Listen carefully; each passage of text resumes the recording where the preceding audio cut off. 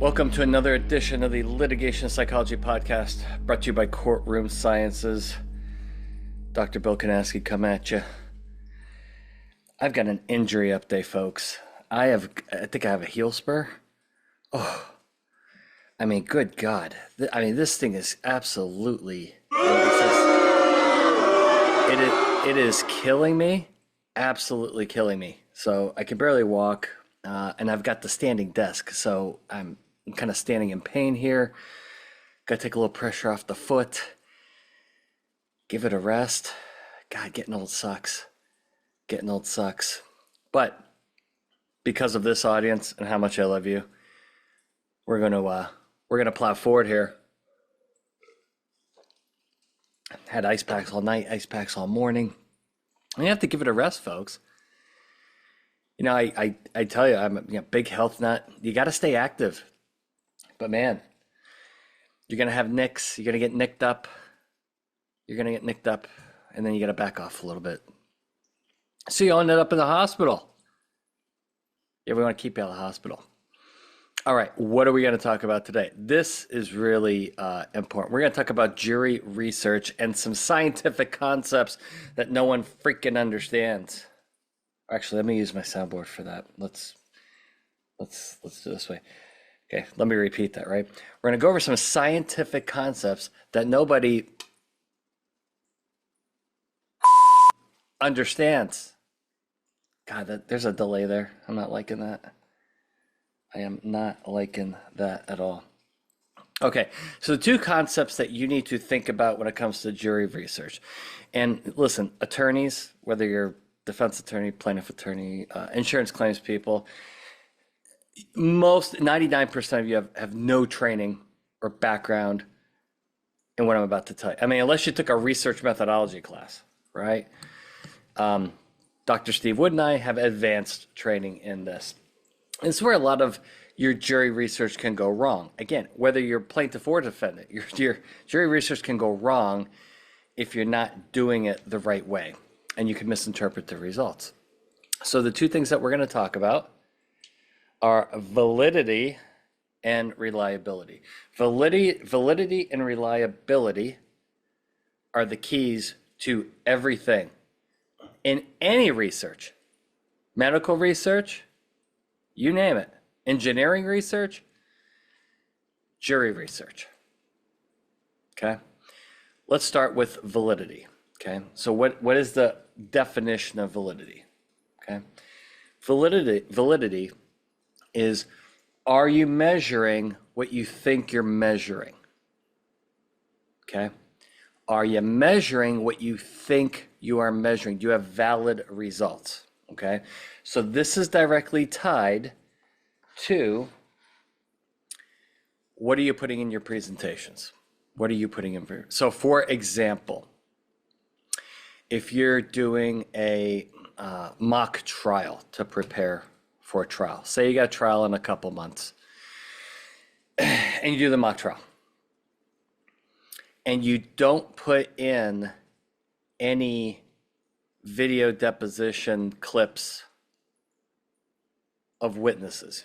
You just kind of skip that part. You want it to be, down and dirty or whatever, and you don't put any of that in, and you just do your clopening, which, by the way, I'm gonna blow that out of the water later today. In fact, let me write that down. Clopenings suck. Not only do they suck, they suck, right? God, love this soundboard. Okay, so let's back up. So validity, right? So say you're doing your mock trial, you don't put any of the okay. So we know that the quality of the witness testimony is a massive predictor of outcome when it comes to particularly liability issues. Damages to an extent, but liability issues, absolutely. And you don't put that in your mock trial. You just have your attorneys up there kind of putting on a summary of the case. What I would argue that you have a validity problem. You're not measuring what you think you're measuring because you've left the key component out. All right. You've left a key component out. That's why when you're in trial prep mode and you're doing research for trial prep, okay, that really needs to be in there. That really to maximize your validity. So you're measuring what you think you're measuring. Now, here's your problem. Not all depositions are videotaped. So what do you do now? Well, you have a couple options. Number one, you summarize the testimony. Okay? Kind of like you do a trial. What would you do at trial if a witness wasn't available? You'd read in the transcript, which is like, shoot yourself in the face if you're a juror. That's terrible. But that's what happens at trial. And that's what you'd want to do during your research to increase your validity. Summarize it, put it in PowerPoint, maybe take some excerpts, right? Blow some of the answer Q&A, right? Blow some of that up. And you're going to have to read it in, okay? Limit your validity, okay? But it doesn't torpedo it. Now, that being said, the best way to do this is to make a new video. Okay, so for example, you're the defense and you have 3 key witnesses. They've been deposed. However, none of the deps were videotaped. Okay, you bring them to your office, you videotape some direct and cross, and there you go. And then you play that to your mock jury. Because what that's going to do is it's going to increase your validity. All right. Witness testimony is really, really important to jury decision making. And yes, you have to have a good story. Talked about that. But the actors, okay, the people in the story are the witnesses. So getting a read on their likability, their trustworthiness, their competence, their knowledge, and their overall credibility is key. Because you may have a good story, but your witness sucks. They suck. You're going to have problems. Now, here's the key. Why validity is so important. If you just tested the story without the witnesses, your story may be great. You're going to get, you're going to get a false positive. That's your problem. False positive. Because all the mock jurors are going to be like, yeah, we love your story. Whereas if you would have done it with the witness testimony, they're going to come back and say, yeah, your story's okay, but boy, your witness sucks. And hence your problem, okay? So you got to do whatever you can to build that validity up. And a big part of that is putting in the witness testimony. Very, very important, okay? Are you measuring what you think you're measuring, all right? Now, that being said, you don't have to remember, jury, if you have a 2-week trial, jurors don't understand every single thing you tell them. They don't. They don't remember everything. I mean, they try to take notes and stuff like that. So, do you have to put on your entire case in your mock jury to get validity? No. No. So let me tell you a story. So I parachuted on a case. They had recently done a mock trial. Okay. And it was a long day, long presentations. They did have witness clips of videos. They were like an hour long a piece. Okay. However, validity. One of the presentations, which happened to be the plaintiff presentation, was fantastic. And then this attorney recruited one of their colleagues to be the defense attorney in the mock jury. Obviously not going to tell you who it was. Just let me tell you what. This presentation was terrible. I mean, it was bad. It was real. I mean, it was really, really bad. Yeah, that's exactly what I saw. So the plaintiff the plaintiff attorney, who's a defense attorney, right? This person puts on a solid presentation, summary presentation of the case. And it lasted about 45 minutes. The person who was recruited for the defense, they really didn't know the case, you could tell. Their total presentation was like 12 minutes. Validity. You can't get validity if you have one of the presentations being shitty. Okay? Validity. Are you measuring what you think you're measuring? So this project, which I'm guessing cost about $80,000, didn't give them valid results. Because they're not measuring with it, because the defense presentation stunk. Now, I've seen it the other way, where one of the defense attorneys puts on the plaintiff case, and it stinks. And the defense case is great. And then you get all this positive feedback. It's like, okay, so another one of the ways to improve validity is by abandoning, this is going to be very controversial, by the way, but I do believe in it, abandoning the mock trial format altogether. It's unnecessary. The only reason why it's done is because it's more traditionalist, okay? I mean, how many teams do you see? How many football teams still run the wishbone offense? What, Army, Navy, and Air Force? The armed forces teams? Outside of that, okay, Oklahoma's not run the wishbone anymore.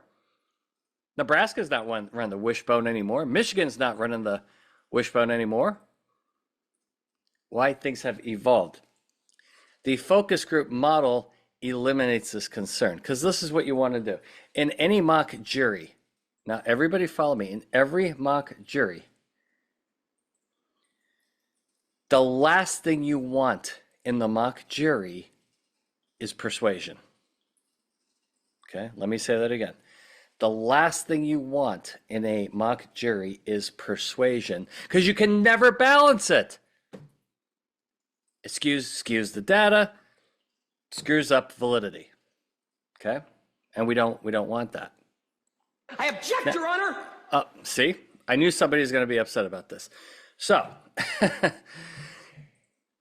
you can have, in your mock jury research, to increase validity, have one person present the case covering both sides. That eliminates persuasion.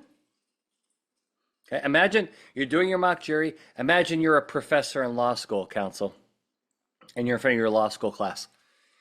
And you're going to educate the class on a case and what the themes and theories and angles are on each side. That's how you want to do your mock jury.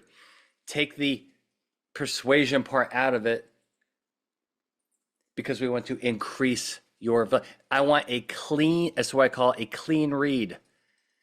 A clean read that's not contaminated by persuasion, right? Before they take a blood test, right, they prick your finger. What do they do right before they prick your finger? They clean it off with an alcohol swab. Why? They want a clean read. They don't want it contaminated. So this is very, very important to validity. Now, every case has various challenges. Every case has various challenges. Sometimes you have the witnesses on video, sometimes you're right. You got to make adjustments. I can help you with that. But here's the thing. You want to maximize your validity to the highest level possible and practical. One of those ways is switching over to the focus group model, which takes persuasion out of it. Okay? Now, can you have multiple presenters in a focus group and maintain high validity? Yes. But each presenter needs to cover both sides of the issue. Once you have, I'm just telling you right now, and sometimes we do this because, you know, nobody listens. Okay? Nobody listens, and we get stuck in that model. And then for each issue, you have one attorney doing one thing, one attorney doing the other. And the problem is, what if one of the attorneys is better looking than the other one? One of the other attorneys is more, you know, talkative, comes across better.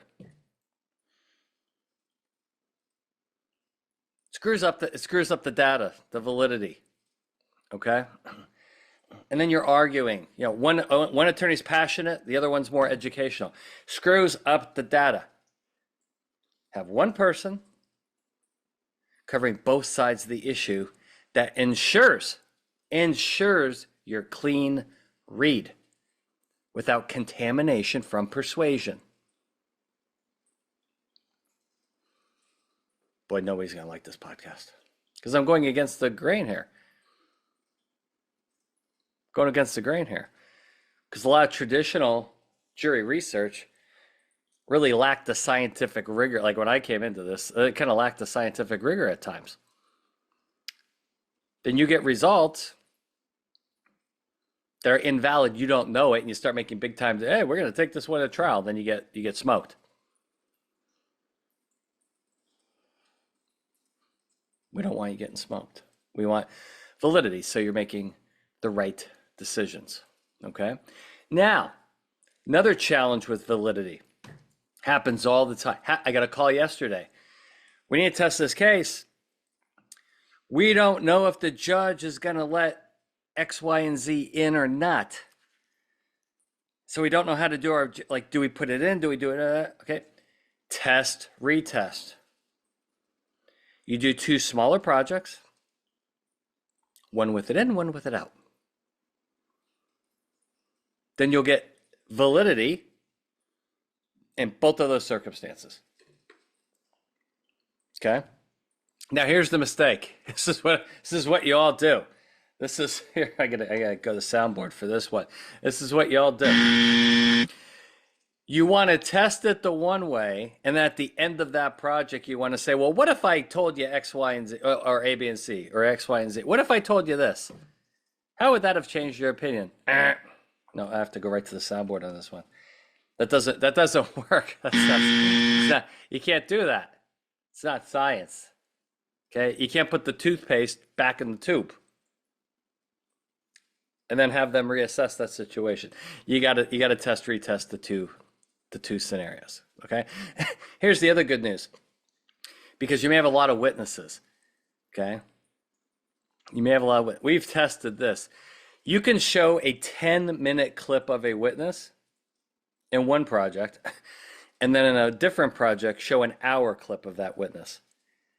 And the results will largely come back the same from jurors. Don't need an hour to start making judgments about witness. You have, in fact, if yours 5 to 10 minutes per witness clip, you'll get all you need to know from jurors.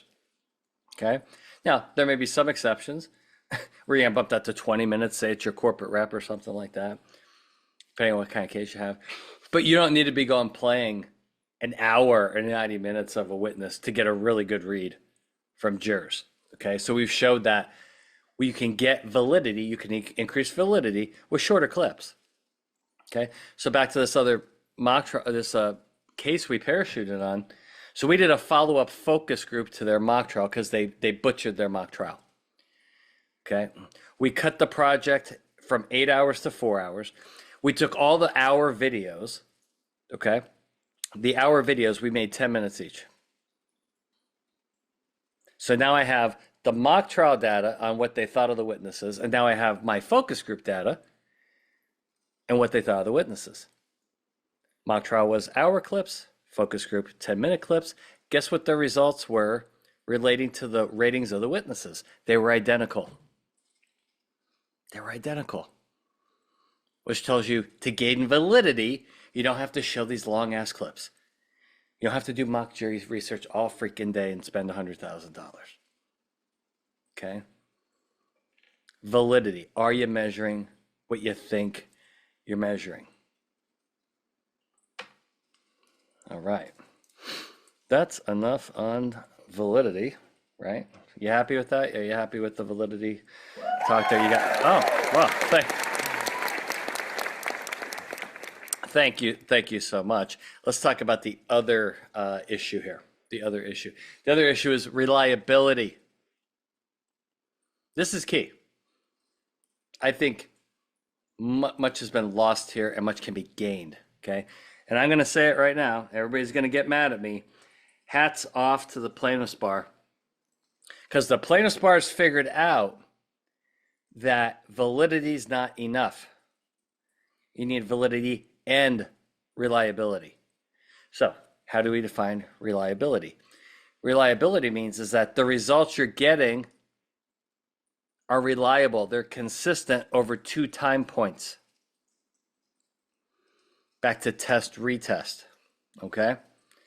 If you test something once, there is statistical odds that you have an outlier. You test it twice, you get similar results. Now you really know. Because here's the thing. You don't want to know. You want to really know. Okay?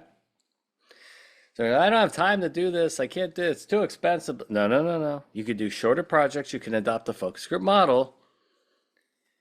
And you can test these things a week apart, make some tweaks to the first one, and then retest and see how reliable, okay? Because on the second time around, it may crash and burn. Aha. Now you know you have a problem that otherwise you would have never known about because maybe you had that outlier. Maybe you had that outlier in the first project. So again, the whole thing, I don't want to have to do this twice. It's going to double the cost. No. You can do more streamlined focus groups, which will actually be well under the cost of your traditional standard in-person all-day project. You do it virtually. This is exactly what the Plaintiff's Bar does. And they do it well. They do serial focus group testing, both early in the case and then in trial prep, because they want to repeat the test to make sure of 2 things. Number 1, they're getting consistent results so that they really, really know what's working, what's not working. And then number 2, if they tweak something, they want to know, is this making things better? Is this making things worse?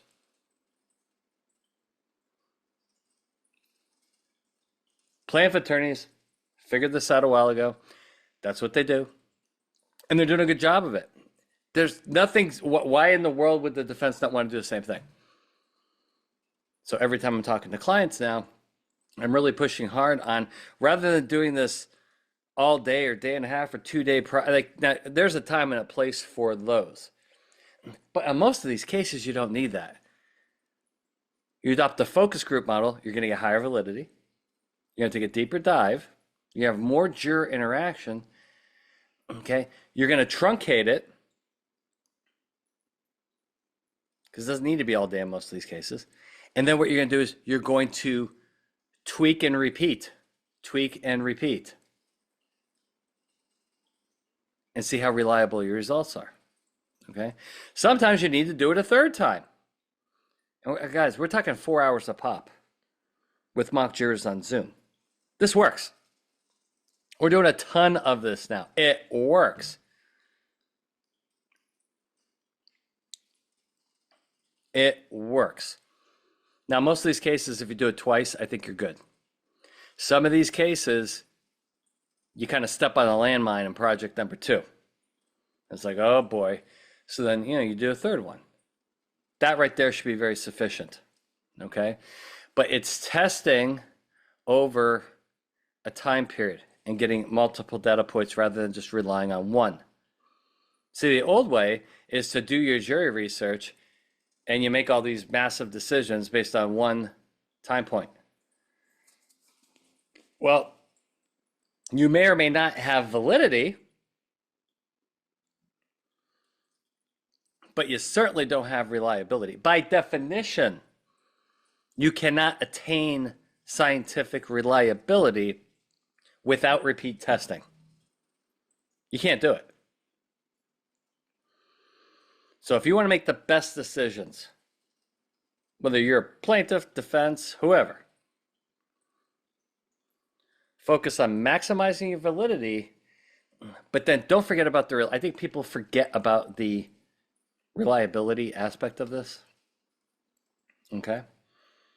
I think that's really important. Doesn't get talked about enough.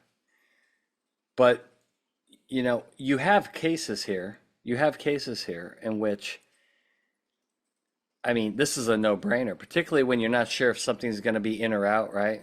Or you have a motion in limine. This is coming in, coming out. Well, you do two projects. You keep everything the same, and that's your manipulation factor. Okay? It's one of your independent variables. And you test it. And you figure out, okay, when this evidence comes in, either, oh God, this blows up my case, or it's a nothing burger. What if it's a nothing burger? Well, you see, you don't know. Okay? You don't know. And again, you don't want to just know, you want to really know. All right? So that's the podcast for today. I want to cover these are very, very important topics. Don't get enough attention. We're constantly getting very creative with our jury research here at Courtroom Sciences to explain this to everybody, to say we want to maximize your validity, but let's not forget about reliability. Okay? Now I'm going to go on my rant for today. And maybe I've ranted this before in some way, shape, or form about these dishes in the house. My kid, listen, I love doing dishes. Do I know why I love doing by hand? I like washing dishes by hand. Now y'all think I'm crazy. Why? Because I can't use my phone or my laptop. This forces me to do something without a electronic device in my hand. It's great. Calms the mind. But here's the issue. When one of these kids, the worst thing that can happen in this house, they put the dishes in the sink, they don't wash them off. That's bad enough. The worst thing in the world you can do that with is egg yolk. And my kids love fried eggs. And throw the dish in the sink. And then I come in 2 hours later, go, hey, I'm going to wash me some dishes, take a break from email, take a break from LinkedIn trolls. And I look down, and it's like super glue. It's like Gorilla. You see, that's the new stuff they got now. The Gorilla Glue, the Gorilla Tape. It's like somebody has dumped Gorilla Glue all over a plate. And I'm getting the rough side of the sponge, right? The scrubber, trying to scrub. No, it's not coming off. I have to like get a hammer and chisel to clean my own dishes. I've had 2 family conferences about this. 2. Jeez. Boy, I feel a little bit better. See, I got my rant out. So tell your kids, hey, it could be your husband, it could be your wife. If you're gonna just throw dish, I'd prefer you just wash the damn dishes yourself, right? Or rinse them off, put them in a dishwasher. But if you have egg yolk on a plate, you can't just throw that in there. It turns to concrete. Gosh. So there you have it, folks. Validity, reliability, and egg yolks. No other podcast in the world. Joe Rogan's not talking about any of this stuff. No, you get that here right on the Litigation Psychology Podcast.